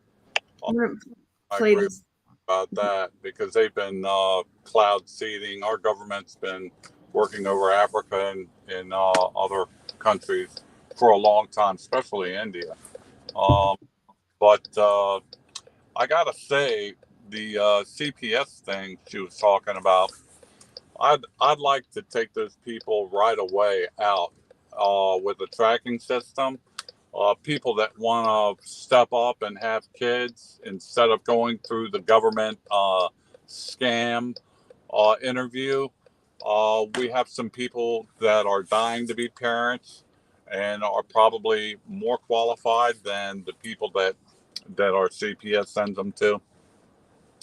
I mean, then our government gives them to through the CPS. So I think we need an immediate rescue plan for these kids. Get these kids out. Have anybody that's listening that knows somebody that wants a child, have them step up, and maybe we need to get some authority, real authority, not the CPS, not our government. Our government, I'm telling you, every single agency is against us. It's not. This is not a government that's trying to help out, or an administration that's trying to help our children. That's for sure. They're trying to hurt our children. They're sending them into places that me as a ex government warfare person would not enter. So all I gotta say is we need someone that has that direct government tie to stand up and separate themselves, grow a little balls, separate themselves from the CPS. We need some whistleblowers. We need to connect, make a group that way, and maybe set up our own agency separate from the CPS. And people like Hillary Clinton and these other assholes, they need to go to jail, because they're the ones that are protecting the CPS. They're the ones that are sending out the hits to the politicians that stood up and made the CPS, exposed the CPS for what they were. About 3 years ago, there was a congresswoman that she got hit, her and her husband both, in their home. And the daughter is sort of, doesn't really know what happened. They spun the story that he shot her and then he shot himself. That's all bullshit. Just like the guy that hung himself and shot himself in the chest, the suicide. That's all bullshit. Yeah, they're all lying. They take people out like crazy. I mean, I believe that Andrew Breitbart was taken out. I don't believe he had a heart attack at all. It was too suspicious, right? Especially after he mentioned John Podesta and human trafficking and such. Listen to this. We're going to go back to cloud seeding. Here with Kristen Megan. She's a military veteran, right? Yes, I was in the U.S. Air Force for 9 years. Wow. And you came out and blew the whistle on geoengineering, things that you witnessed were going on. Can you give us the real nutshell? Absolutely. Basically, I had heard of what many people know as the term chemtrails. And I worked in a job called bioenvironmental engineering. And I thought that was insane. And why would we do something like that? Modify the weather by using hazardous materials in our atmosphere. So, and actually the process of trying to debunk it or disprove it, I realized it was actually coming right out of my office, as I was one of the people that was approving the chemicals. And it really shook the core of my oath. And I did a lot of sampling, a lot of investigation, and I blew the whistle and I got out. And I've now used my credentials, my oath, and my powers for good to help people understand it's very real. It's now openly admitted. There are multiple forms of weather modification. I specifically found the one of stratospheric aerosol injection. And collectively around the globe, we have to understand that it is now being admitted because they're saying it's combating climate change. Well, the climate change we need to be worried about is man-made climate engineering, also known as geoengineering. And when you say you had chemicals being pumped into the air, what kind of chemicals are they putting out that rain down on humanity, basically? Nanoparticulate metals, like we had different sulfates and barium and strontium. I know it's probably changed over time. I know they use silver iodide for certain things, but these are the odd part of it was the quantities that I saw them coming in, the form that they were coming in. And it's the same type of materials that I was trying to engineer out of the workplace to substitute with safer materials. And when you notice that the what's called a safety data sheet, the information about a chemical, of what personal protective equipment to wear, how do you dispose of it, how do you pack it to ship it. When key information is missing, I ask questions, and my questions led to demonization, and I knew I found something I shouldn't have. Interesting, isn't it? Wow. It Yeah, I was saw that right one. under her nose. Yeah. How many Yeah. people are participating in this and they don't even know that they're participating in this? You know, just watching these hurricanes and where the path is going should make everybody ask a few questions, because we don't really know what's going on. But I remember back in I got to think what it was. It was 11/11, where there was an earthquake in Alaska, and they found that the origin was across the planet in the Indian Ocean. So that earthquake quite likely was created. Well, if you look at some of the weather people, there's a bunch of them on TikTok where they actually map it. You know, they use the systems that the weathermen. You can see the it's almost like it was some kind of vibration or something pushing this storm.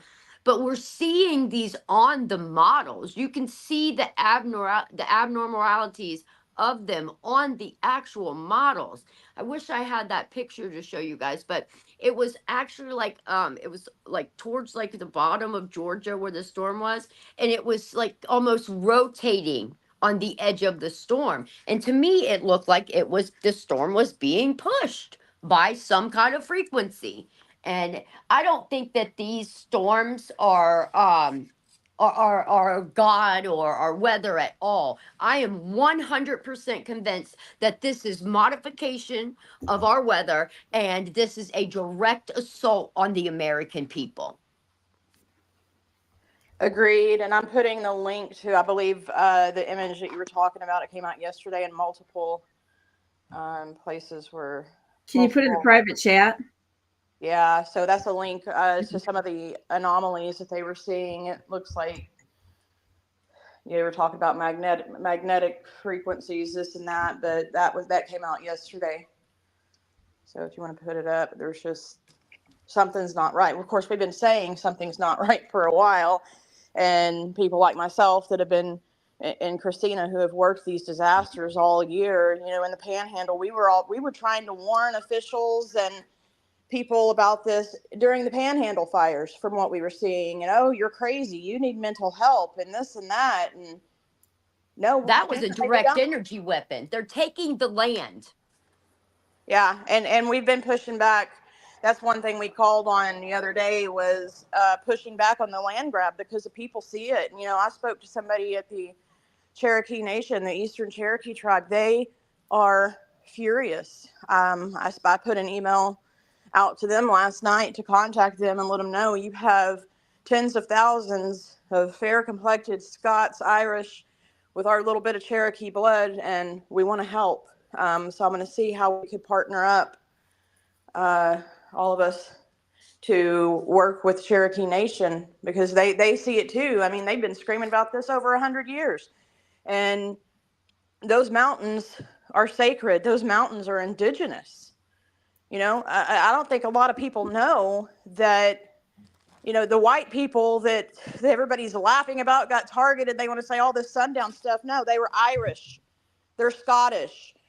The Irish and the Cherokee have been friends. They have suffered together. When the Cherokee were walking down the Trail of Tears and the Irish were being unalived and needed help, they helped them during their own suffering. You don't do that for populations of people that you don't care about. You know what I mean?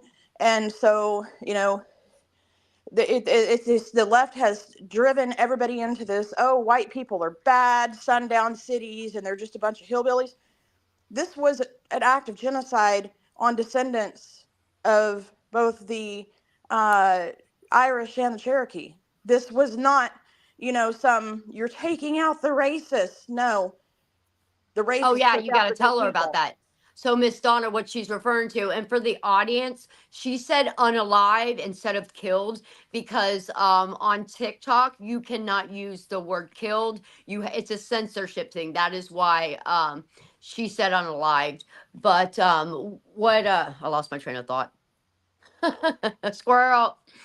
What was you talking about, Irish Melissa? and the Irish and the Scottish and the Cherokees, and what it's like we think about World War II and the Holocaust, and most people's mind goes right to the Jews, but there were just there were like 6 million Christians and gypsies that were killed at the same time, and populations we don't even know. Look at what happened with the Bolshevik Revolution and how many farmers were killed. They go after the land, and I allege that when they want to go and unalive people, when you look at the Transcontinental Railroad, that was not about what they told us at all.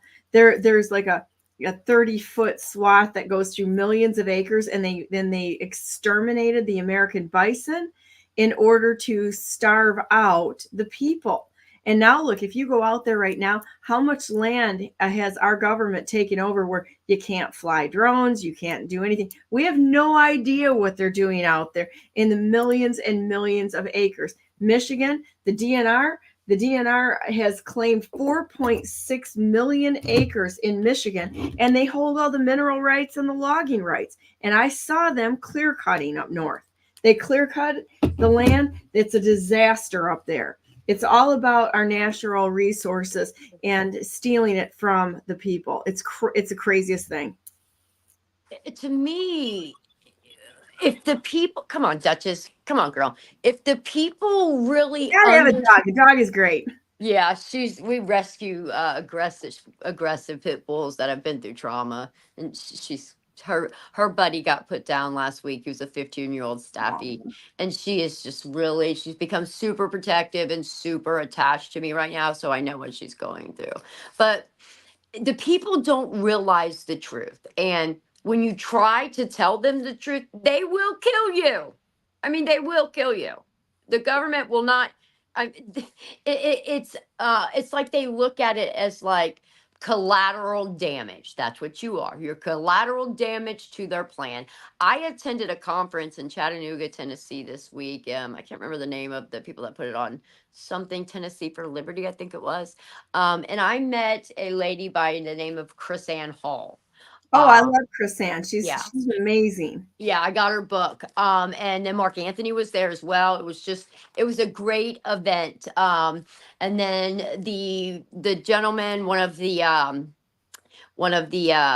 embalmers and the doctor, the pathologist that originally spoke out on the COVID, he was Richard there Hirschman. as well. Huh? Was it Richard Hirschman? That's exactly who it was. Yeah, because he's been on BNN before. I've interviewed him. Oh, has he? Yeah. Oh, he's amazing. I had a great time. It was great. But I'm always been aware of the amount of corruption that the government will go through. But this stuff is a direct assault on American people. COVID, you guys think that was just, it just came and then, just happened? No, a lot of these, this is bio warfare on the American people, because, with this whole one world government BS, they need the United States, okay? Their agenda 2030, they need us. So we are propagandized. And if you lack the ability to critically think, they've already got you. And if you're a voice, they'll just kill you. It's like they'll just off you. Well, they can try, but that's what I say. The thing of it is that we just have to keep talking, and there's no fear here, that not a spirit of fear. The more of us that speak out and talk truth, the more out of control they are. They can't stop this anymore. Nobody can stop, and nothing can stop what's coming. It's just the way it is. It's that we have an educated population that's becoming more educated into what they've done and the crimes they've committed. They have committed crimes: sedition, treason, crimes against humanity. Pick one. They're guilty of every damn Crimes of aggression. What's that? Crimes of aggression. You know, I was looking last night, I was looking, okay, well, we know our government's shut down. There's nothing we can do this next month. Is there anything else we could do? So I started looking at international law, and all of this falls down into crimes of aggression. I mean, frankly, they would be war crimes, but because we haven't had a declared war, here in the U.S., then it falls into the war crimes can also be considered to be crimes of aggression if you don't have the war element. Now, I mean, I have a list of people at this point after watching all this that I would say, how do we file charges of crimes of aggression? But to do that, you have to contact the ICC, the International Court, the international courts, which is tied to the UN and the WHO and all that. I mean, we don't even really have that outlet without it, benefiting potentially in another enemy country. Well, right now the enemy is everywhere. Okay, everywhere. We're dealing with Iran, Lebanon, Israel. All of that stuff. This is not by chance. This is designed. They have been doing this and preparing for this for years. You look at our colleges and the way that they have been programming the liberal colleges. They've been programming our youth from very small ages. So we don't have one problem. We have hundreds of problems in every sector of our government. And the right and the left and this division thing, there is no different. There's corruption on both sides. And until the American people come to some understanding that it will take us, no one can change this but the American people. And until we realize and make a conscious choice to come together, then we will lose this country. It will slip through our fingers. And it's already happening. You sit on your couch in your comfortable home and you put your kids to bed and you make dinner and you do these motions over and over every day, and you're okay with your life until it affects you directly. Okay. And a lot of people, they may be paying a little bit more money at the grocery store or at the pump. But you see the people now in North Carolina, Florida, Georgia, and Tennessee, they are being directly affected. And that can happen to you and your neighbor and the state over.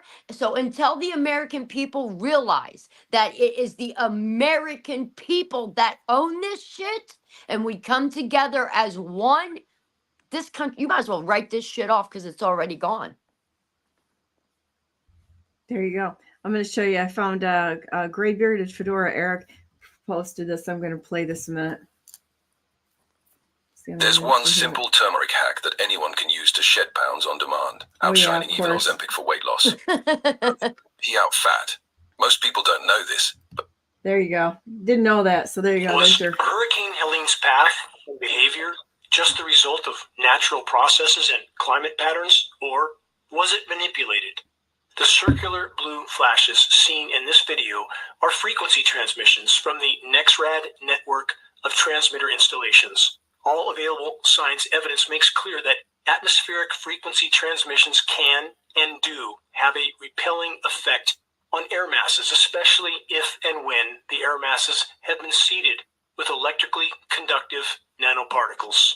The brighter the blue flash from a frequency transmission installation, the more pronounced and powerful the repelling effect on any air mass or storm in the vicinity will be. Where there are no blue flashes, there is no transmission, thus no repelling effect, thus no resistance for a migrating storm. Translation: a migrating storm will be hindered from moving toward frequency transmissions and will easily migrate in a direction with no transmissions. So again, I ask, was Hurricane Helene's path and behavior just an act of nature, or was it engineered? You decide. Well, it was absolutely engineered.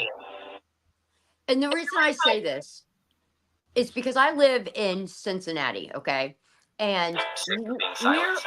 The $10,000 no shadow ban. Hang on a second, sorry. What in the world?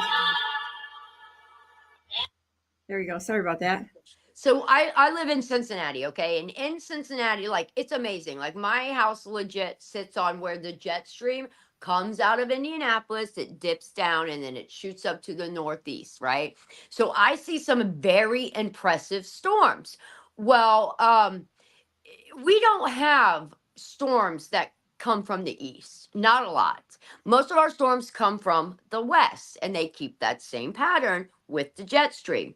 So this storm is, it is so, the likelihood of a storm coming from the east spinning on the top of Cincinnati for 7 hours is, the percentage is very minimal.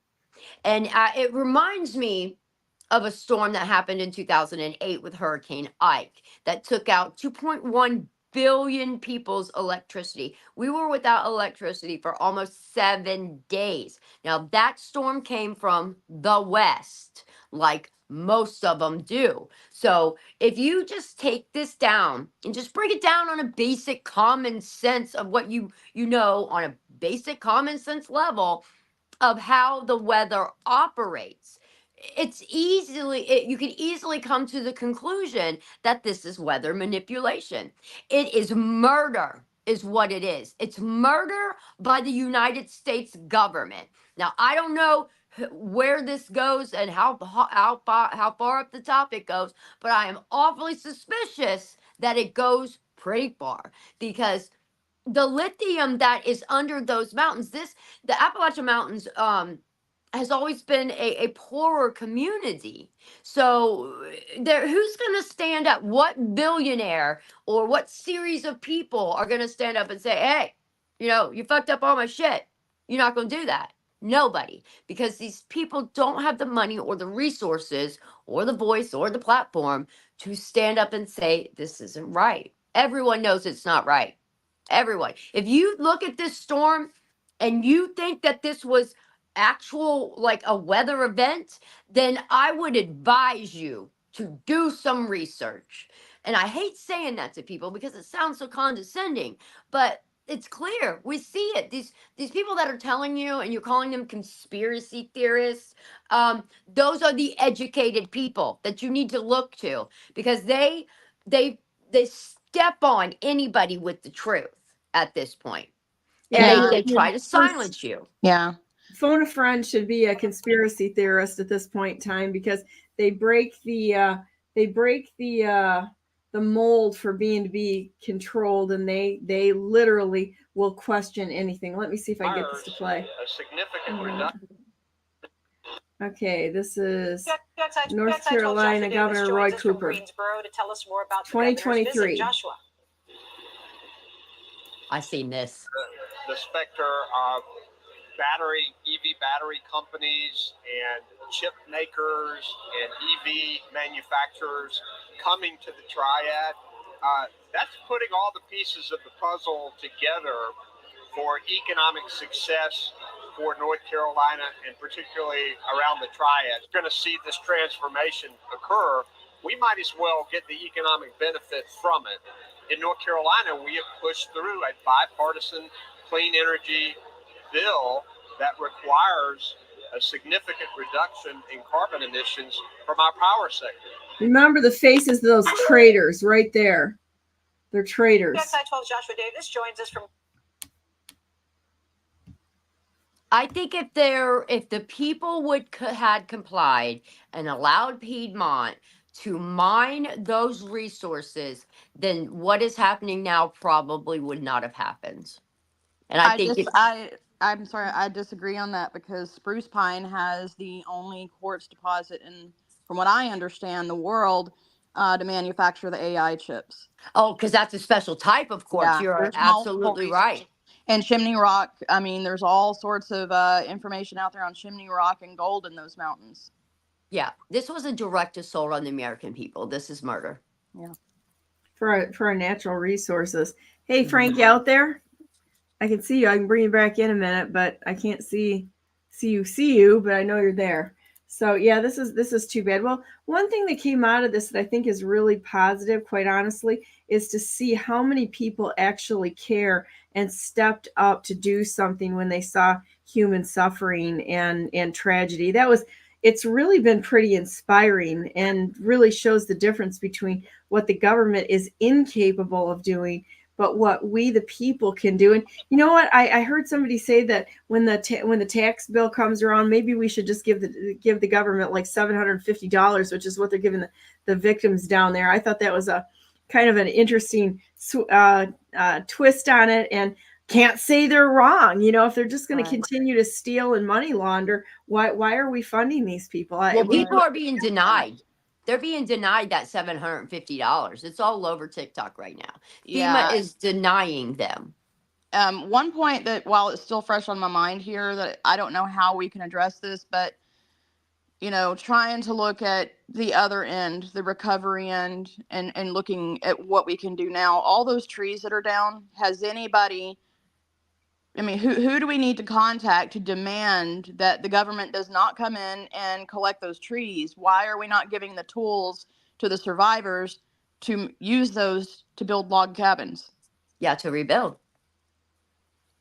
So I don't know what we have to do or who has to be contacted on that, but I think we should get a grassroots effort on that as well, demanding, that those fallen trees be preserved for rebuilding. That's cost effective.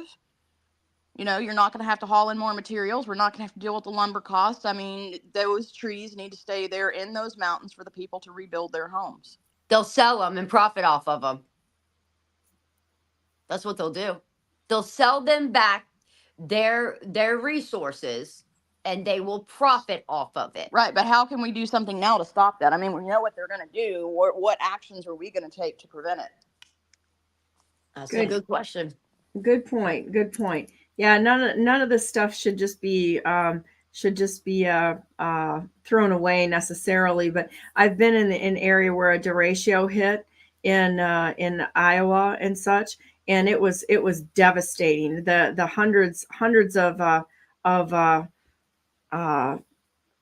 there were thousands of homes there that were absolutely destroyed, and the tarps stayed on them for well over a year. You could still go through there and see tarps because there were no supplies to put them back together, and the amount of trees and brush and that sort of thing. Mostly they chip it all just to get it out of the way because the amount of devastation is so great that an average person has no ability to clean up that much destruction.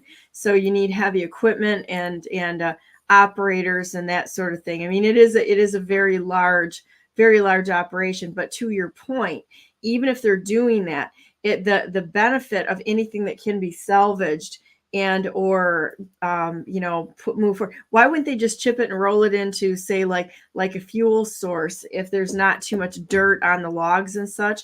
That's another thing they have to contend with, though, is that a lot of these trees that are down are going to be it's not going to be like cutting them out in the middle of forest somewhere and picking it up, putting it on a truck. They're going to be waterlogged. We're going to have a lot of dirt in them and such. So this is a complicated thing to arrange. But to your point, it really needs to go back to local companies instead of some of these big contractors that seem to always get the national contract. Because what ends up happening is they give it to one of these large contractors and they sub it out. So there's just another layer to take money off of. That's really what's going on here. It's not just money, though. When you sub through different contractors down the line, boom, boom, boom, boom, boom, you lose your authority. And so this contractor right here at the beginning doesn't know what a subcontractor 4 people down the line is, because I've done that work. So it's you got a general contractor, and then another company gets involved, they sub it to someone else, and then that person subs it to somebody else. It happens all the time. You lose the ability to keep track of what is actually happening. But our government has their greedy little freaking hands in everybody's pocket, and And until the American people stand up and come together and unite and realize we are the ones that have to change this, it is our responsibility through the Constitution of the United States to, when our government becomes tyrannical, to do something about that. So I don't understand why so many Americans are just sitting on the sidelines. They're not voting, and all they're doing is bitching and complaining. That gets us nowhere. There are people out here trying to make change in this world, and we are being attacked. It's mind-boggling to me that the good ones that want to do good are shut down. It's just, and I don't have all the answers, Miss Donna, by any means, but I will stand up for the American people. And that is something that I pride myself on doing. So if you are effing with the American people, then you are essentially effing with me. And I am a force to be reckoned with when it becomes things that I care about. And I care about the American people, and I care about the United States of America, because I want generations from now to have peace, the peace that we do not have right now. And just sit there comfortably on your couch and bitch and complain, because that's what you can contribute to the United States. I really like your call, the strategy of calling, Melissa. That's a great idea. Do something, do anything. But the point being is that we've got to stay away from the things that are just the shiny things that are meant to distract, and actually jump in and help people. Wonderful, wonderful stories are going to come out of this, of people's heroism, of jumping in and helping those that are really in need. And this is going to be like any situation we've ever had through history. There, you can see it in World War II. You can see it with when people have stepped up when there's been tyrannical governments before, where the people will do incredible acts of bravery, kindness, heroism. It's amazing. And we can choose this day. We can choose this day to do that type of a contribution, and then look at those that are in government and say, you know what, there's going to come a day of reckoning for your theft, for your murder, for all of these things that you've done against, the people, the crimes that have been committed against humanity and such. There's going to come a day, because there are some people who are unwavering, who will stand not only in your way, but hold those that have done these crimes accountable. And I think every single last person, they think they're going to get away with this. They made the tools to spy on us. And guess what? Real smart people have probably used them to catch them. And when President Trump, the rightful president of the United States, said, I caught them all, I don't think he's kidding. I think he actually knows, because of some really smart people that use the tools for destruction and turned it around for our good. I really do believe that. But we're going to go through some bumpy times, and we've been warning about that for quite a while. Right. Some of this, unfortunately, we're not waking up quick enough to handle these problems. And the more people we wake up, the more people that we show this nonsense to, get them thinking instead of just reacting and hoping that somebody comes to pull them out of trouble. Right. The quicker we are done with this, and we can move on. So I just sent a link for one of the first songs for this catastrophe dropped. Oh, yeah. I found it yesterday. I just sent you the link for that, Donna. I'd suggest playing that. Is it one. Eric Church that did it? Who was it? I'm not sure. It's a beautiful song. Let's see if we have any. Let's see. Hang on a minute. Let me get the sound on. Ta-da.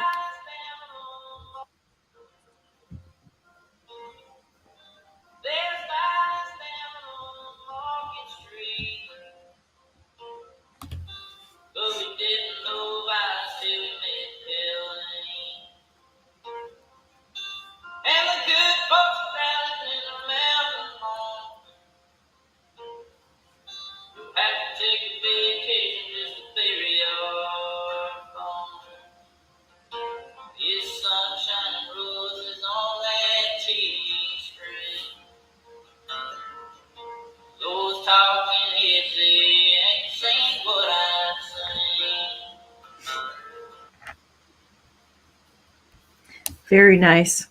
Yeah, So it's a beautiful song. Isn't it Eric Church, Melissa? I think that is that who wrote it. I'm not sure who it is. I'd like to find the original, but that came out all of last night.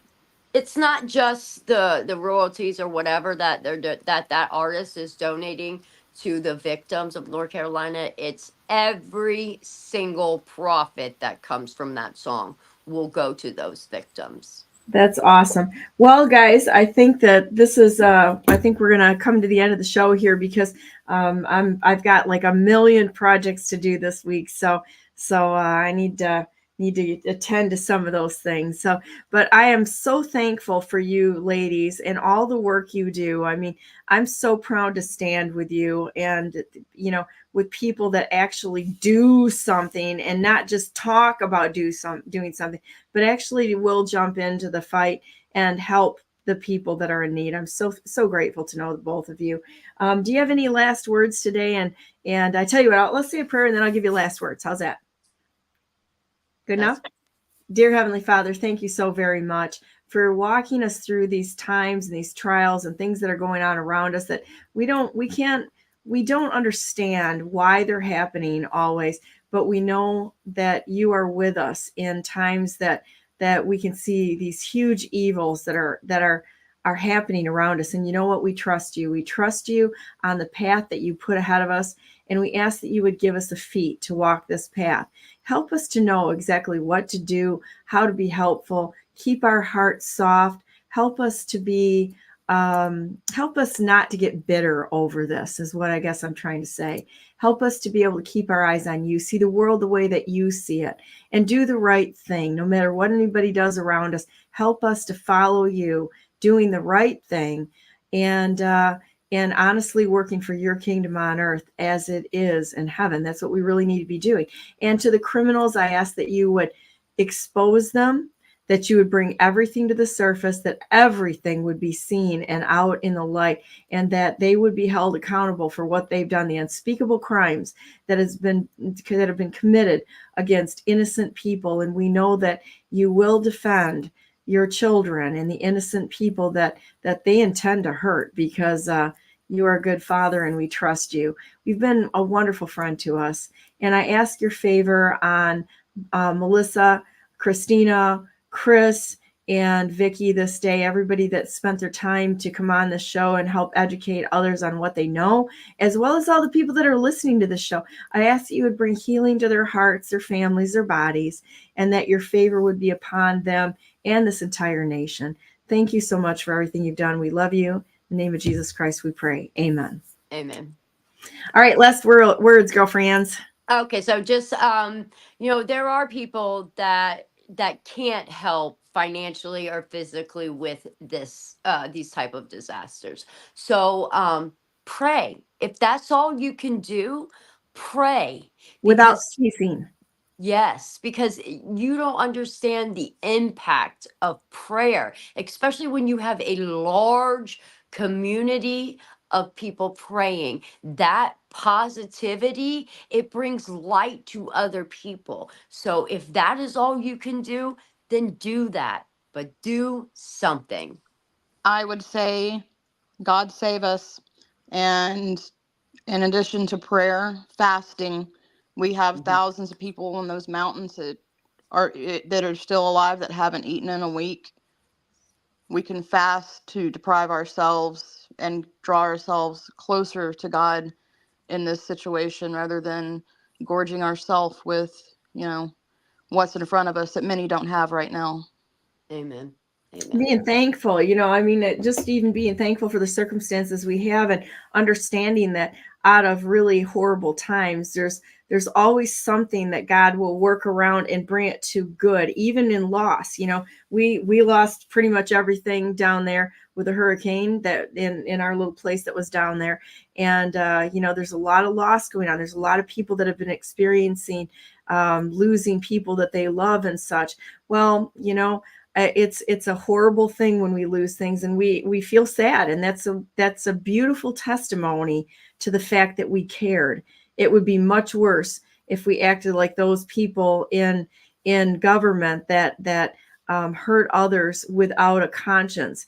And so if you actually feel that sadness, give yourself a pat on the back, because you're still human, where so many are not. And that's something to celebrate this day, even though it hurts. We can celebrate those things and know that God put something in you that is, that is really, really good, and that he's walking with you through this. So feel joy and happiness on this, and look for things to do that you can change. If God wanted to turn this around, he could just go boom and it would be done.